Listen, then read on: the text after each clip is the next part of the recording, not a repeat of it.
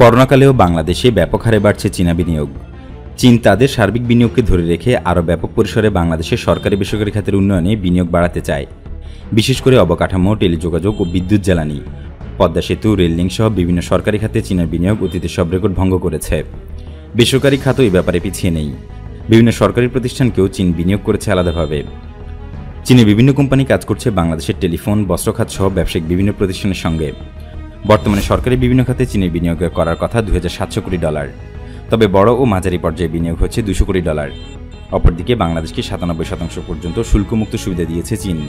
প্রদত্ত এই সুবিধাকে ইতিবাচক মনে করেন বাণিজ্যমন্ত্রী টিপু মুনশি। একই অভিমত ব্যবসায়ীদের শীর্ষ সংগঠন নেতাদের। চীনের রাষ্ট্রদূত লি জিমিং বিনিয়োগ অব্যাহতের আশাবাদও রাখেন। বিনিয়োগ নিয়ে চীনের আশাবাদের সঙ্গে বিভিন্ন মহলে রয়েছে উৎকণ্ঠাও। প্রতিবেশী ভারত বিষয়টিকে কীভাবে দেখছে সে বিষয়ে আলোচনা হচ্ছে। বাংলাদেশের রাজনীতিতে ভারতের বড় ধরনের একটা প্রভাব আছে, আর চীন ও ভারতের সীমান্ত সহ বিভিন্ন বিষয়ে টানাপোড়েন বাংলাদেশের সার্বিক অর্থনীতি ও রাজনীতিতে পড়বে কিনা সে আলোচনাও আছে। চীনের ব্যবসায়িক পার্টনারশিপ অনেক দেশের জন্য চূড়ান্ত পরিণতিতে ফল ভালো বয়ে আনেনি।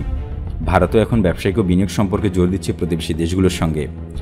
চীনের সঙ্গে অনেক দেশের হিসাব নিকাশ মিলিয়ে বাংলাদেশকে এ ব্যাপারে সতর্ক থাকার পরামর্শ দিচ্ছেন বিশেষজ্ঞরা।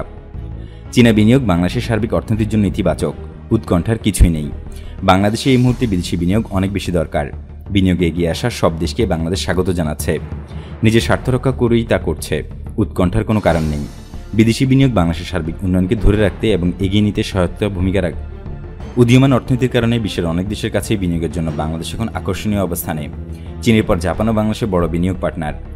জাপানে আলোচিত মাতারবাড়ি প্রকল্পে গভীর সমুদ্র বন্দর সার্বিক অর্থনীতিকে বদলে দেবে বলে মনে করেন বিশেষজ্ঞরা। চীন এই প্রকল্পে বিনিয়োগ করতে চেয়েছিল, কিন্তু সরকার বেছে নিয়েছে জাপানকে। গভীর সমুদ্র বন্দরকে ঘিরে মাতারবাড়ি প্রকল্পের চারপাশে বেসরকারি বড় প্রতিষ্ঠানগুলোর জমি কেনার হিড়িক পড়েছে। অনেকে এর মাঝে জমি ক্রয়ও করেছেন, আবার অনেক দেশীয় বড় কোম্পানি জমি লিজ নিয়েছে সরকারের কাছ থেকে। বিদ্যুৎ কেন্দ্র সহ অনেক বড় ধরনের বিনিয়োগ হচ্ছে মাতারবাড়িতে। গভীর সমুদ্র বন্দর ছাড়াও 1200 মেগাওয়াটের কয়লা বিদ্যুৎ কেন্দ্র স্থাপনের কাজ 2024 সালে শেষ করার কথা জাপানের। সেই কাজও এগিয়ে চলছে। বাংলাদেশে বিদেশি বিনিয়োগের চীনের পরের অবস্থান এখন জাপানের। তবে জাপান বা অন্য কোনো দেশের তুলনায় আগ্রাসী বিনিয়োগকে একক অবস্থান তৈরি করেছে চীন। তাদের নজর বড় প্রকল্পের দিকে বেশি। তাদের আরেক প্রস্তাব সরকারের বিবেচনায়ও আছে। তবে বাংলাদেশের চীনের বেশিরভাগ প্রকল্পে কাজ করছে তাদের দেশের নাগরিকরা। পদ্মা সেতু সহ বিভিন্ন বিদ্যুৎ ও অবকাঠামো প্রকল্পে চীনা নাগরিকরাই কাজ করে আসছে।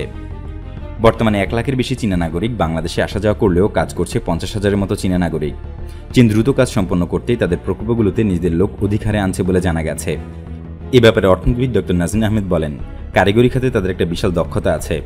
এখানকার বিনিয়োগের একটি বড় দিক জ্ঞান আহরণ। আমরা তাদের কাছ থেকে অনেক কিছু নিতে পারি আগামীর জন্য। চীনের তুলনায় অন্য দেশে বিনিয়োগ সেভাবে আসছে না বাংলাদেশে। করোনাকালে বিদেশি বিনিয়োগের চ্যালেঞ্জটা অনেক বেশি বেড়েছে। অনেকগুলো বড় খাতে সরকারের সামনে কোনো বিকল্প নেই। তাছাড়া অন্যরা টাকা পয়সা দেয় না, উপদেশ দেয়। এ কারণে চীনের প্রতি বাংলাদেশের নির্ভরশীলতা বাড়ছে। অনেক কিছু বলা যাবে, বিতর্ক করা যাবে। চীনা বিনিয়োগে সরকারের অবস্থান সঠিক। বাস্তবতা নিয়েও ভাবতে হবে বাংলাদেশকে। বাস্তবতায় থাকতে হবে। ঋণের শর্ত পূরণ নিয়ে ভবিষ্যতে কোনো সমস্যা নেই। বাজার অর্থনীতির যুগে বড় বড় প্রকল্পে সরকারের বিনিয়োগ দরকার। সে দরকার পূরণে সরকার চীনা বিনিয়োগ নিচ্ছে। অস্বীকার করার সুযোগ নেই, চীন বিশ্ব অর্থনীতি একটি বড় শক্তি। এই শক্তিকে বিশ্ব এড়াতে পারছে না। বাংলাদেশও চীনকে এড়িয়ে সামরিক উন্নতি করা সম্ভব নয়।